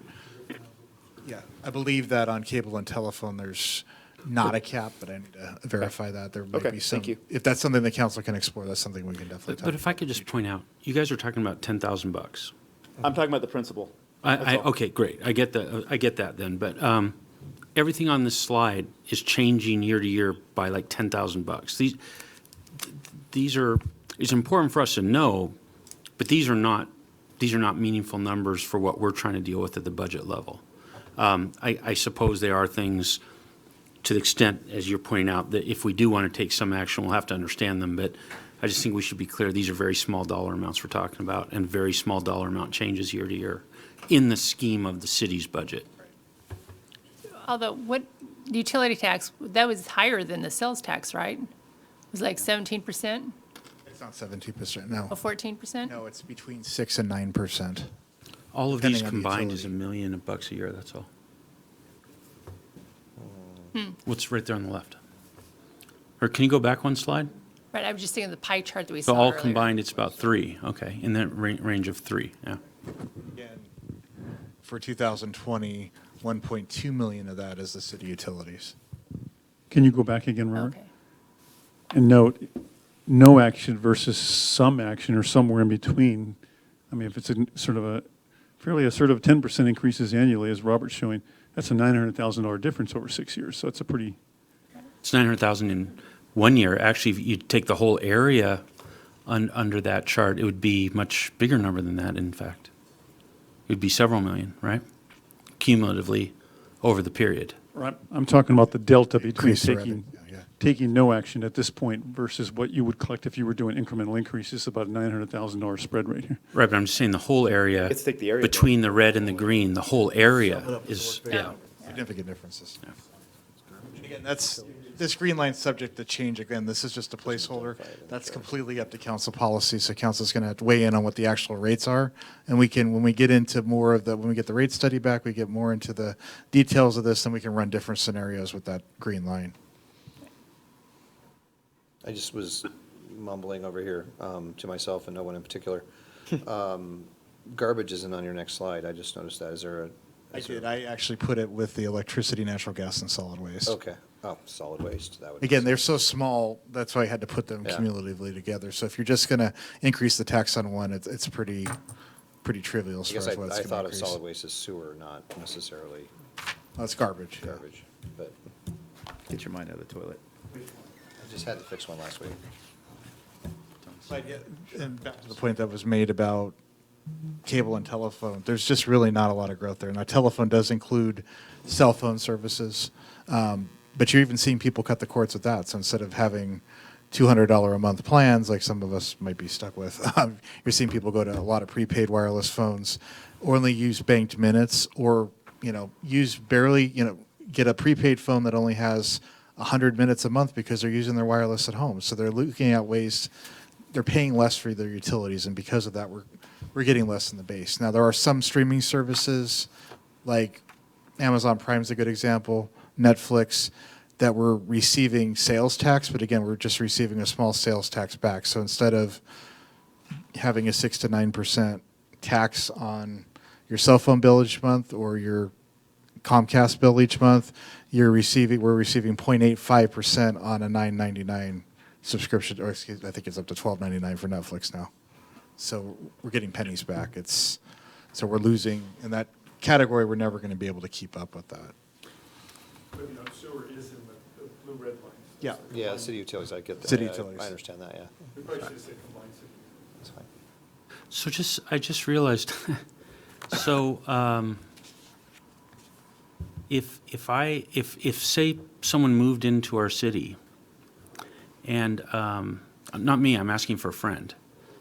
Someone moved into our city and they kept their phone number that they previously had, which might have a different area code. That person, not me, that person might be paying city tax to a different city, not to us, right? If they didn't change the billing address, they would be No. paying it to a different, No, in they some changed the cases, a billing different address. state. They changed the billing address and they still pay the city tax rate from the city where the phone number comes from. Yeah. So it might be something to find out about, because talk about leakage, that might, and we have a lot of people that move in from and have moved in during the Ridge expansion from other places. I wonder. Yes, I mentioned before that we're actually conducting B&O tax audits right now with our vendor. Once that's complete, we're actually going to move on to utility tax audits. And that's one thing they look at is, are people being billed to the right address? Are we collecting enough revenues?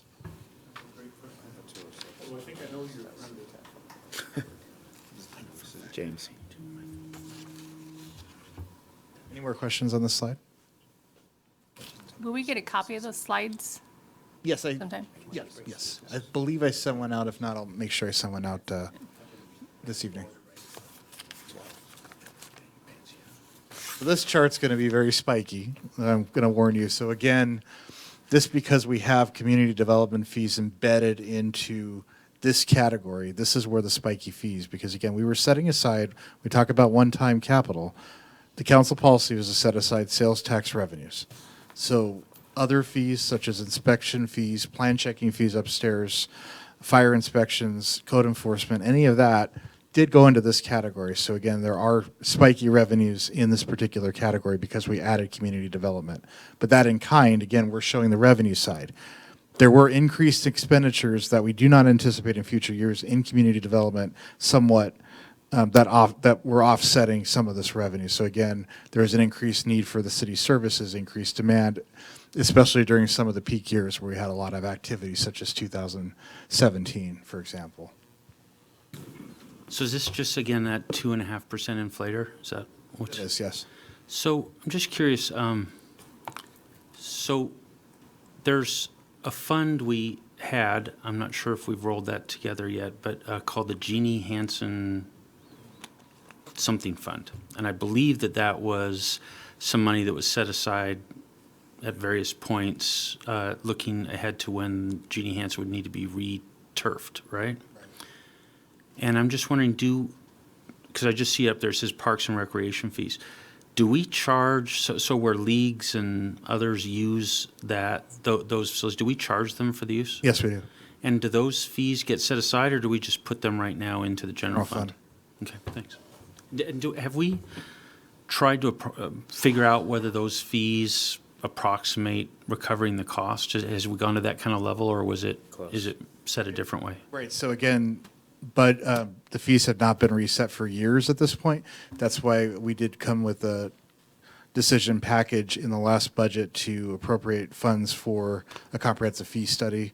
Unfortunately, we just haven't got there yet. That's still on the work plan for internally. Okay. But that is something that we definitely have to reevaluate. Great. 'Cause Thanks. even those It's safe to say they don't even come close to recuperating full Yeah, cost. I had a feeling that was the So case. It's a but- very small fraction. Yeah. I have a question about this spiky thing. I would like to see us make the assumption that, for the future, we're probably going to have at least, I'm sorry. For the future, I'd like us to make the assumption that we're going to anticipate maybe the worst-case scenario of 2.81. And then if we have more than we anticipate, not plan to spend based on this number, but put it into a reserve. And then if our reserve gets to a certain point more than we anticipated, at that point, make decisions to spend rather than assuming there's going to be this perfect trend of going up. I think if you can make an assumption that it's 2.81, most likely is going to be the very least that we can anticipate from this. Well, again, if you go back to 2015, again, we had a smaller city population then, so that would still be lower. Now, again, we're just looking at the trends going forward. That's a very good point, though, as far as what if we don't receive that money? But that's a global, that's not just this fund, that's every fund, that's every revenue source, you can. But, Councilman Sherrill, I just want to say that's the excellent point that gets to the heart of some of these budget debates often. Like we had these debates with this council, a couple of years ago at the beginning of the biennium. And this is where we need to have conversations about sort of sussing out where's everybody's comfort level with what's an appropriate estimate. Some might feel, well, that's being overly conservative to pick a really low number, knowing that over X many years, so many dollars come in. We should count on that because when we get to the expense side of this equation, then you go into toolbox. You're learning all the tools and levers you can use here to address any sort of deficits or gaps. Those are precisely the kind of conversations we want to have to determine which of those tools, and this might not be one you feel comfortable touching because of the volatility. But I do think that that's a really important thing for us to focus on as council, which is what should these estimates be? And I'll give you an extreme. I'm not saying that I believe this city, I do not believe this city finance director does this to this degree, but a previous, I looked at some of the budgets of the city and compared them to the actuals. And some of the revenue estimates were, I'll choose my word carefully, I'll say significantly lower than the actual was, to the point where when I was looking at it and looking at the actuals before the budget year, in the budget year, and after the budget year, I simply couldn't fathom why they use such, if you want to use the word conservative, I'll just say low estimates. And here's the thing. If you make a low estimate, to me it depends if it's operating or capital. So if it's a capital project and you don't get the revenue you expect, most capital projects can be delayed, or there's ways to sort of deal with revenue that's coming in differently than you expected. But with operating, it's really tough. And what happens if you estimate revenues low, you will hold yourself to lower appropriations, lower budgets. And if the revenue comes in higher, that means you've missed the opportunity to provide services or lower taxes, whichever way you want to go. But you've missed an opportunity. So I think it's really important for us to buy into what is being proposed by the mayor or by the administration or by the finance director. It's important for us to understand to what degree are they being conservative. And I'll tell you, finance directors like me, like any accountant, is going to give you, they're never going to give you high estimates. We're going to tend to give you low estimates just to be, and we use this word conservative, to be conservative. But we ought to understand to what degree are they conservative. And when you look at a chart like this, you can see how difficult it is to come up with those projections. So whatever projections we settle on, I think we have to buy in and own them ourselves. We can't point a finger and say, well, finance director told us. I think we have a duty to sort of say, no, we understood him and we agreed with him. And so I would encourage us to do that, to buy into these rather than sort of feel like they're somebody else's numbers. I think they're our numbers. There is a little more predictability even to a volatile picture like this than might be assumed. And what I mean by that is, there's a lot of projects back here that cause these, a Hampton Inn, a Safeway, a Bartell's, certain activities that we anticipate on the horizon where we could project there's going to be a spike and then we see a slowdown come in. So there's some level we can predict a little bit of that, but to Councilmember Mayhew's point, it's a lot tougher with this sort of development activity. Because as we saw, until it's actually in your hand, you never can count on 100%. The sailors for many years, we put in those projections and then suddenly it's gone. So therein lies the volatility. And to that point, Mayor, so we know that there are some proposals coming forward which might result in some significant construction. Those are not in these numbers, I take it. We're just doing the no growth. Yep, the no growth, I agree. Some of those fees that are already in progress this year are in that. Got it. But that's because it's already being done. The work's already being done right now. So when we get to that section from the agenda that we all discussed, for the year, that we discussed 2 weeks ago, as we get into that part where we start talking about solutions, that's where you'll bring us some revisions to this to show us, well, if we do if option A happens or if option B happens, you'll show us how these different revenues might move. Mm-hmm. So this is establishing the baseline if we do nothing and if we do nothing, basically, right? Yes. Got it.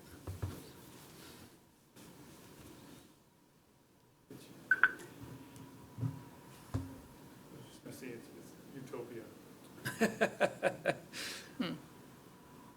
So this is a little harder to see, and again, I'll email this to you, but was asked about total grants received, and I actually went back from 2014 to 2020 on this, and I'll just run it down really fast. King County plus the Port of Seattle, again, those are very nominal grants, 90,000, 70,000. It fluctuates a bit. We received about 316,000 from the county in 18, but we're anticipating, at least in the budget, less than 100,000 this year. State of Washington, you can see that fluctuates 1.3, 2 million, just depends on the year.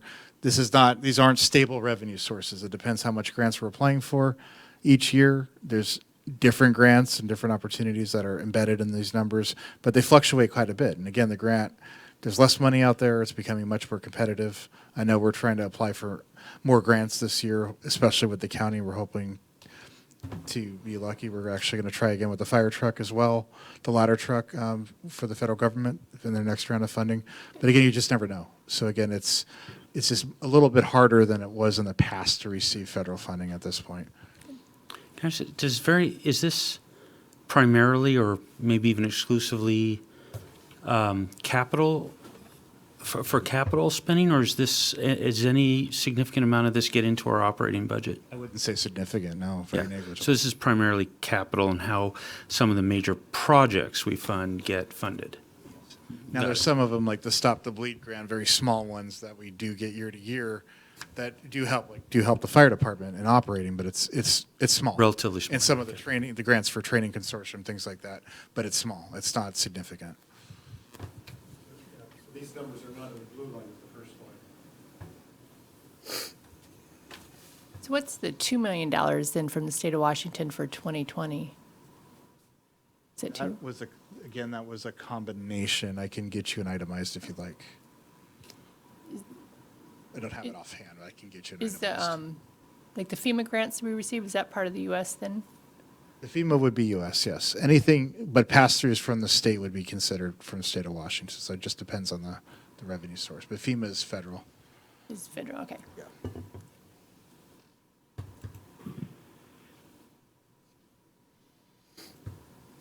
It's the non-utilities capital revenue sources went from 2019 to 26. One-time sales tax, you can see where we're at. We were at about 800,000 for it in 19. We're expecting to be about 400,000 or so this year. We're still watching that number very closely right now. Again, that's construction. So that's solely the construction category that we're pulling out of the sales tax revenues for the city. Road and gas revenues, I'm going to tell you right now that we're too high on the gas tax going into 2020. I think with what's happening with oil prices right now, I think it's safe to say we're going to see a decline. Not sure for how long or what it's going to be, but I think it's a pretty safe bet that gas tax revenues will be lower than they were last year. So that number, 280,000, that's going to drop a little bit. But that also includes the TBD funding as well. And again, right now we don't have that in the budget. We're not sure, the future of that revenue source. We have to set it. The state itself is actually setting aside the car tabs right now, pending the court case. So we're actually not receiving that to the city until the court case is resolved. They're actually setting it in an escrow account for us, so they're collecting it, but we're not going to receive it until. So right now I don't have it in there. I could add it back in. That's again a policy decision. We're doing a wait and see approach on that, of course. Worth noting the property tax excess levy at the fire station, you'll see that it goes off Mayor? after 2020. Oh. Just a quick note, the property tax excess levy for 25 cents per thousand goes down to 22 and then disappears after 2022. That's the end of the 20-year life of that, and then it's off the books. So there'll be some property tax relief for Snoqualmie residents when that levy's paid for. What's the average per household cost of that coming off? What's the savings? Do you have any idea? Jim, do the math real quick on a $700,000 house times 22 cents per thousand. Is there a $700,000 house left? 800,000. Let me know. 850. No, 700 is fine. There's something wrong.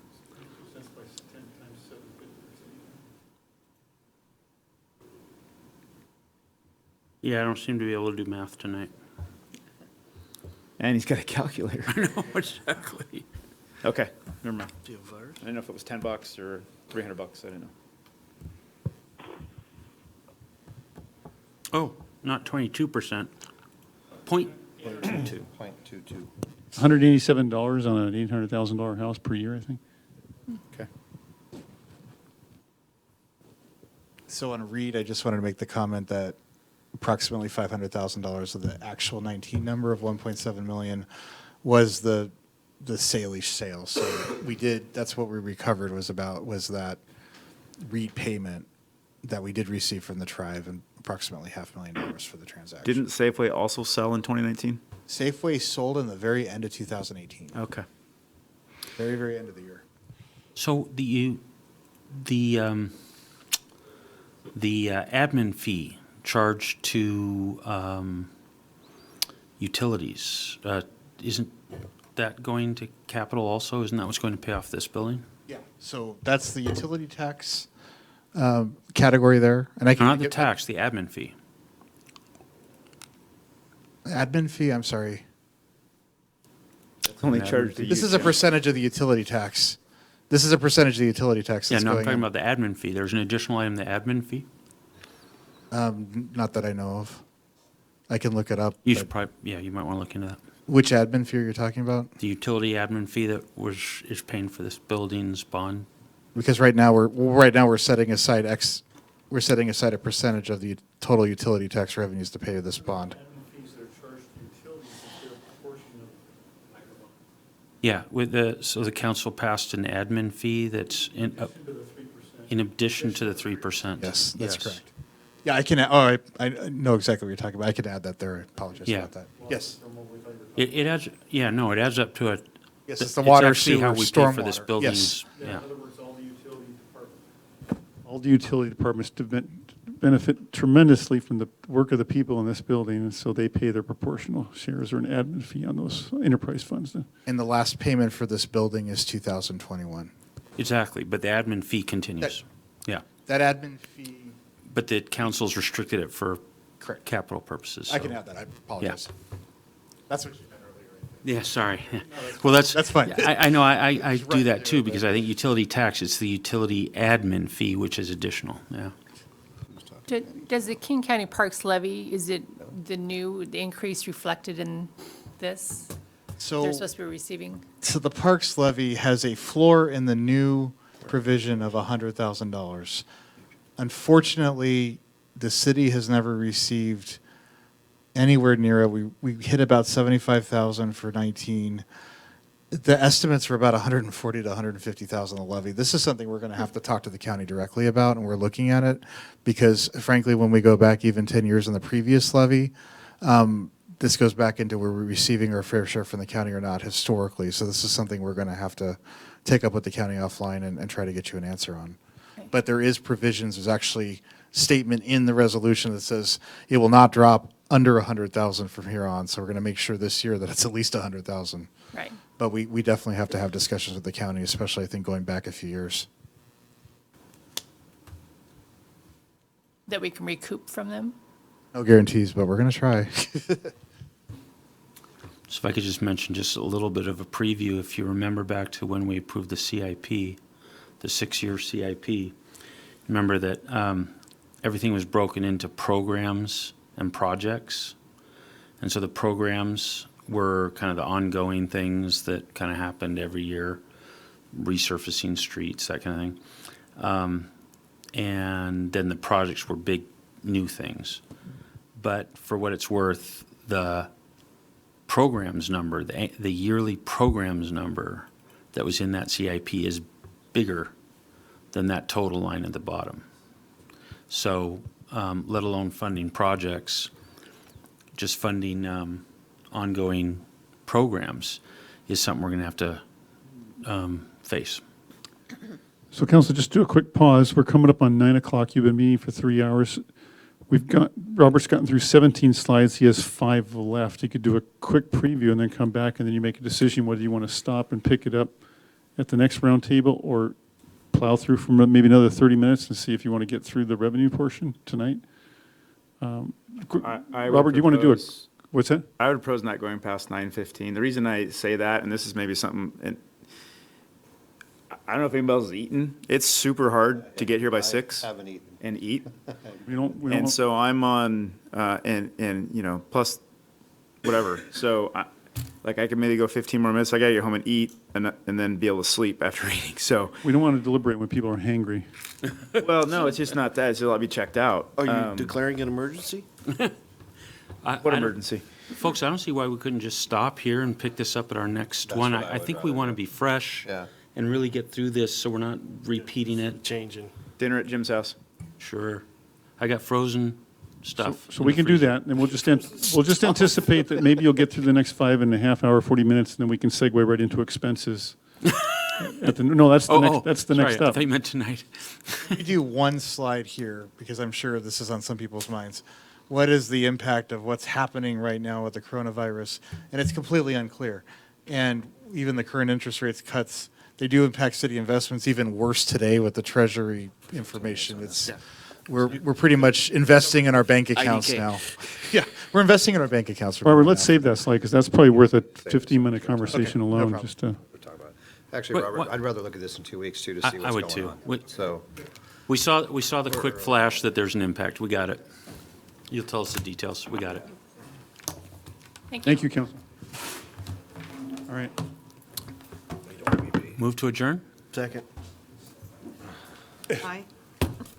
What did you want to do, Matt? Well, I think that covers it. It might be a few announcements, but everything's being canceled nowadays anyway. So, all those, motion a second to adjourn, all those in favor? Aye. Aye. Opposed? Motion's carried. All right. Night. Meeting is adjourned. You already went night-night.